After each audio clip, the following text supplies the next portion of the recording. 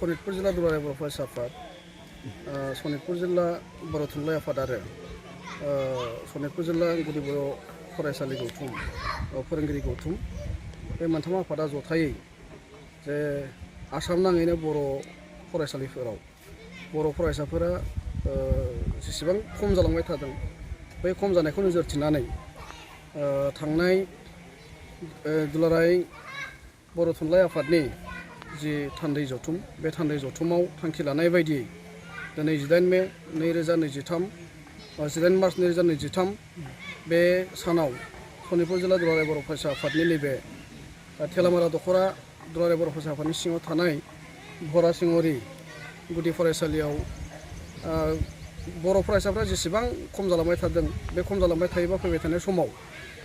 बर' बिजोङा खोब गिदिर मोनसे अलखदजों मोगा मोगि जानो गोनां जागोन आरो बे मोगा मोगि जानायल' खोथा नंला बेहाय बर' हिसाबै बर' रावा थैलांनायनि मोनसे राहाफारि हयथ' सफैगोन दा बेखौ नोजोर थिनानै बे मोनथाम आफादा जथायै जेरैखि जायाबाबो बर' फरायसालिफोराव बर' फरायसाफोरा जेरैबायदि थांनाय समफोराव फरायबोदों बेनिख्रुइबो बांसिन बिबांनि फरायसाफोरखौ फरायहोनांगौनि थाखाय दिनै ओनसोलनि रायजो राजा आरो मेलेमजिबि बिथांमोनखौ लानानै लोगोसे बर' हारियाव थानाय गुबुन गुबुन माहारि आरो आफादफोरनि दैदेनगिरिफोरा ज' जानानै दिनै मोनसे बिथांखि लादों थांखि लादों सावरायलायदों आरो बे सावरायलायनायाव बेखौनो थि खालामदों थेलामारा ओनसोलनिल' बाथ्रा नंला सनितपुर जिल्लानिल' बाथ्रा नंला आसाम नाङैनो गुबुन गुबुन जायगाफोराव जेरैबायदि गुदि फरायसालिफोरा थैलांनो हमनाय अबस्था बे थैलांनो हमनाय अबस्थाखौ फोथांफिननांगौनि थाखाय जेरैखि जाया खामानि मावनानै फरायसाफोरखौ एडमिसन लाहोनांगौ बांसिननिफ्राय बांसिन एडमिसन लाहोनांगौ आरो एडमिसन लानायनि जि हार बेखौ बांहोनांगौनि थाखाय हाबाफारि लादों आरो बे हाबाफारिखौ दिनै सनितपुर जिल्ला दुलाराय बर' फरायसा आफाद बर' थुनलाइ आफाद आरो सनितपुर जिल्ला बर' गुदि फोरोंगिरि गौथुमा नैबे ओनसोलनिफ्राय बेखेवजेनबाय आरो बेयो फैबाय थानाय समाव गुबुन गुबुन दख'राफोराव लेन्थारै खामानि मावलांजागोन आरो बे खामानि मावलांनायनि गेजेरजोंनो जों मोनसे मिजिंथिनो हायो जे फैबाय थानाय समाव थैलांनो लानाय बर' मिडियाम स्कुलफोरा जेरैखि जायाबाबो मोनसे बेयाव फोरोंगिरिफोरा जि मोनसे दायथ' दङ बे फोरोंगिरिफोरनि दायथ'खौ फोरोंगिरिफोरा मावनांगोन दिथागिरि एबा गार्जेनफोरा जि मोनसे दायथ' दङ गावनि गथ'फोरखौ फरायसालियाव हगार हरनाय फरायहोनाय बे दायथ'खौ गार्जेनफोरा मावनांगोन आरो लोगोसे थुनलाइ आफाद आरो दुलाराय बर' फरायसा आफादनि जि बिबानगिरि बिथांमोन दङ बिथांमोना आन्थोर जयै गुबुन गुबुन फरायसालिफोराव बेबायदिनो फिसा फिसा मोननै मोनथाम गामिखौ लानानै SMC वाइसआव हाबाफारिफोर लालांनायखौ लेन्थारै खालामनांगोन अब्लानो फैबाय थानाय समाव आसाम सरकारनि जि मोनसे रादाय बोसोरनैनि गेजेराव जोङो बर' मिडियाम फरायसालिफोरखौ जेरैखि जायाबाबो राफोद एबा गोख्रों महराव लाबोफिनगोन बे रादायखौ दुलाराय बर' फरायसा आफाद आरो बर' थुनलाइ आफादा होनानै दोन्दोंमोन थांनाय समाव रायलायनायनि गेजेरजों आरो बेबायदिनो दिनै बर' फरायसालिफोरखौ जेरैखि जायाबाबो फोथांफिनना लाखिनांगौनि थांखियै थांनाय बोसोरनिफ्रायनो दुलाराय बर' फरायसा आफादा खामानि मावदों आरो नैबे बोसोरनिफ्राय जथायै खामानि मावनायखौ जागायजेनबाय बे लिक जानायाव सोरनिबा आखाइ थानो हागौ नामा होननानै नोंथाङा सानो जि मोनसे मेट्रिक आनजाद बे मेट्रिक आनजादाव देग्लाय जेरैबायदि जादों मोनफ्रोमबो साबजेक्टनि जि मोनसे पेपार बे पेपारा गले गले लिक जाबाय थानायखौ दुलाराय बर' फरायसा आफादा दुखु मोननाय फोरमायो आरो बेबायदि जानायनि गेजेरजों बर' फरायसालिल' खोथा नङा आसामाव थानाय मेट्रिक होगिरि जायफोर फरायसाफोर दङ बिथांमोननि जिउनि जि मोनसे राहाफारि बे राहाफारियाव जोबोद मोनसे दुखुनांथाव सम जादों एबा दुखु नांनो गोनां बिथांमोना जादों आरो बेनि थाखायनो दुलाराय बर' फरायसा आफादा साइन्स आयदानि कुइसन पेपारा जायखालि लिक जाबाय आरो बै आनजादखौ पस्टपन खालामनायनि जि मोनसे बाथ्रा आसाम सरकारा फोसावदों बै फोसावनायखौ लानानै मोनफ्रोमबो जिल्लानि DC अफिस आरो सार्कोल अफिसफोराव 1 घन्टानि थाखाय धरना हाबाफारि लानाय जादोंमोन आरो बे धरना हाबाफारि लानायनि गेजेरजों जेरैखि जायाबाबो बेबायदि पुनराय उनाव जाहाथे पेपारा लिक जाया आनजादनि अक्ट'आव पस्टपन जाया बेखौ हुमखि होनानै बुंनाय जादोंमोन दाबि दैखांनाय जादोंमोन बिनि उनावबो दिनैदि आरोबाव फिन खनसेबाव नै MIL नि जि मोनसे कुइसन पेपार आरो जिअ'ग्राफिनि जि मोनसे कुइसन पेपार बे लिक जानायनि बाथ्रा जि ससियेल मिडियायाव ओंखारबाय थादों गोसारबाय थादों बेयो जोबोरैनो दुखुनांथाव आरो बेबायदि जानायखौ आसाम सरकारा नांगौ बायदि राहाफारि लानांगौनि थाखाय जि राहाफारि लानांगौ दङमोन बे राहाफारिखौ लानो हायाखै बिथांमोना फेल जादों बेखौ जों दिनै बुंनांगोन बे मोनसे लिक जानाय जि हाबाफारि बा लिक जानाय जि मोनसे खामानि बे कार्यकलाप बे कार्यआव हयथ' आसाम सरकारनिबो सोलोंथाइ बिफाननिबो दुर्बलतानि बाथ्रा थागोन आरो बेवहाय जाय फरायसालिफोराव कुइसन पेपारा लिक जादों बै फरायसालिनि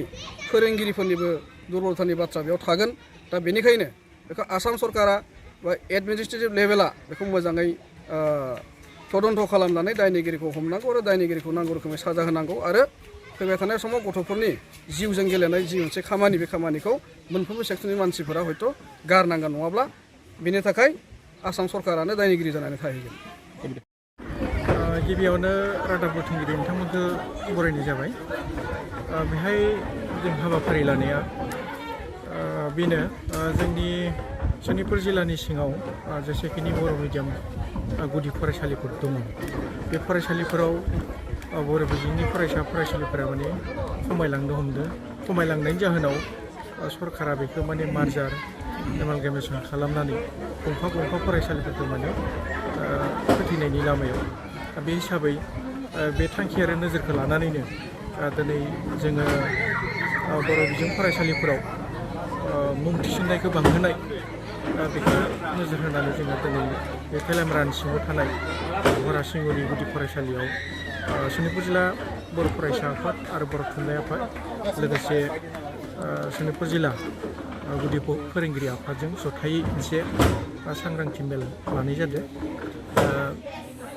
बेनो बे फरायसालियाव फैनानै जों गोजोननाय मोन्दों। फोरोंगिरि 3 दङ आरो फरायसाफोरा 70 दङ। दा बिदिनो थाथों आरो बेनिफ्राय बांहोथों बेखौ जोङो लुबैयो आरो बेखौनो हास्थायो। नोंथांमोना नैबे हाबाफारिखौ नैबे जायगायाव लागोन गुबुन जायगाफ्राव लानाय गुबुन जायगायावबो लागोन। जोङो बुंनो थाङोब्ला जोंनि बे खेलमाथि एरियायाव गोबां दुखुनांथावना बेहाय गं 14 गुदि फरायसालिफोरा थैनायनि लामायाव बेहाय बर' फोरोंगिरिफोर दङ, बर' फरायसा सासेबो गैला। दा ओंखायनो जोङो जाय जायगायाव माने बेबायदि जादों बेखौ जोङो बेफोर जायगायाव थांनानै बेखौ लागोन आरो जायफोर जायगायाव गैया बेयावबो थागोन। जोंनि गुदि बर' थुनलाइ आफाद आरो बर' फरायसा आफादफोरा गुदि आफादफोराव आनसलिकफोराव बेबायदि हाबाफारिखौ लाबाय थादों। जों बेयाव क'अपारेसन खालामगोन। बेबायदि हाबाफारि सोलिबाय थागोन। गोबां बे खोथाया दा बिथांमोना खायसे जों बुङोबो जाय समाव जोंनि जातीय अर्गेनाइजेसन जोंनि माहारियारि आफादफोरनि डेलिगेटफोर जायो, थान्दै मेलफोर जायो, जों बेयाव बे बाथ्राफोरखौ जों दिहुनो। जायफोर माने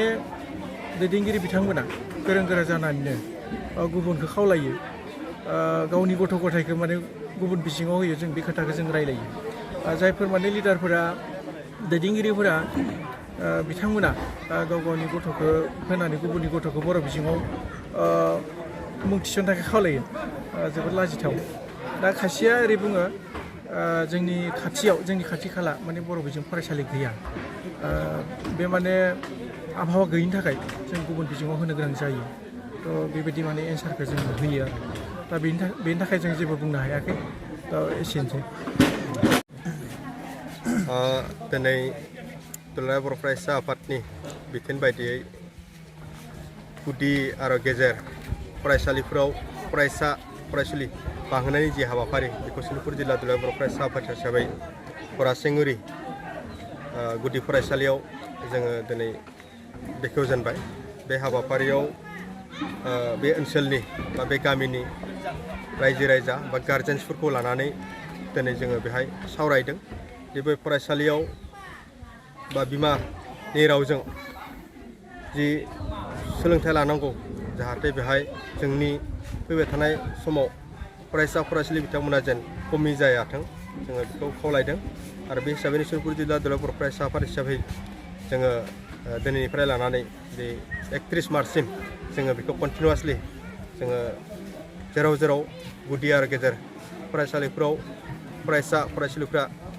खम जानानै दङ बेवहाय जोङो थांनानै बै ओनसोलनि रायजो राजा गार्जेन्सफोरजों जोङो सावरायगोन जाहाथे जोंनि बर' बिजोङा थांनानै थायो। आरो बर' बिजोङा जुदि थांनानै थानांगोनब्ला जोङो फरायसुलिफोरखौ जोङो बांहोनांगोन, अब्लासो जोंनि फरायसालिफोरा थांनानै थागोन। थ' बेखौ जोङो दिनैनिफ्राय जागायबाय।